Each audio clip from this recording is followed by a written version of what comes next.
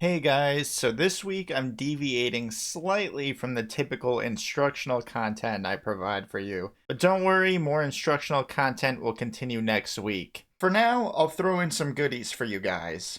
If during this video you find yourself thinking, I want to play guitar like those guys, but I don't have a guitar and I don't know where to start, just take my free little quiz and it'll match you up with the type of guitar that's best for you. If you're already a guitarist and want consistent strategies to reach rock star levels of playing, check out my free practice guide. Links to both the quiz and the practice guide are in the description of this video, and you can also access them at zachsharguitar.com. So since I was traveling quite a distance to see Mudvayne, one of my all-time favorite bands, I'd like to share my experience with you. In addition, I want to share with you my takeaways from the live performances for all the bands that were there, and I'd like to give you my impressions of a brief speech made by Chad Gray, the singer of Mudvayne, as it relates to the healing power of music, specifically heavy metal music. I was fortunate to start my 1,000-mile journey with a smooth, timely plane ride. I had the aisle seat to my left and an empty seat to my right, so I got to read my book comfortably on the plane. From there, I was generously picked up and greeted by my good friend Free Floating Hostility, who hosted my stay during the bucket list experience. The day following my arrival was concert day. Yay! We drove over 2 hours to the concert venue and made it to the location in good timing. Arriving early definitely saved some potential stress and allowed us to get our money's worth by enjoying the entire show. In addition to arriving early, another tip I would suggest is to wear earplugs at concerts.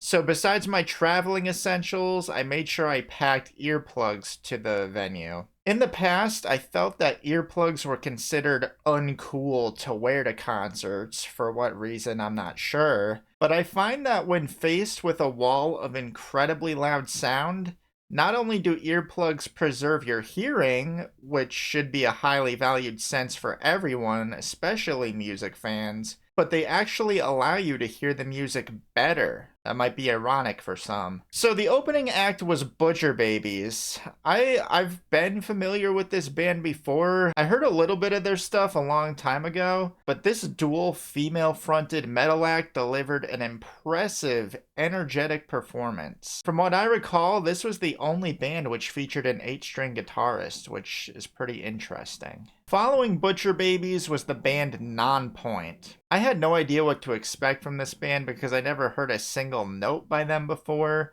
but a gentleman seated near my friend and I described Nonpoint as being a poor man's Korn, which came off as kind of crude yet endearing at the same time. But the gentleman's description was basically to say that if you like one Nonpoint song, you pretty much like all their songs. And that part turned out to be pretty accurate to our experience, at least, because both Free Floating Hostility and myself were quite impressed with Nonpoint's performance. In fact, my friend said that Nonpoint was his second favorite act following Mudvayne, so that's pretty high praise if you ask me. The members of Nonpoint gave it their all and delivered a strong, high-energy performance. I personally thought they had killer songs and dynamic vocals. So next up was GWAR, and all I could say is if you've never seen GWAR before, prepare for a messy time. If you're considering the pit for seat selection at a show where GWAR is playing, just be warned that they spray the audience with presumably fake blood during every show. So let this be your warning before you see the stage security putting on clear plastic ponchos as the GWAR stage sign is revealed. But I thought the band was a blast to watch and listen to. The rock and roll energy was pure and true, and the musicians in that band are incredibly talented. So the last opening band before the main event was Coal Chamber. This was my personal favorite band to watch next to Mudvayne. I thought the set design of the Coal Chamber stage was kind of funny. The juxtaposition of the playful zones of regulation colored lights and the dark, heavy music was intriguing to me. I thought this juxtaposition actually enhanced the audience's experience. And I gotta say that the guitar and bass tones were absolutely crushing. I thoroughly enjoyed the quieter, suspenseful, eerie dynamics that connected the enormous, devastating, heavy sound waves to each other.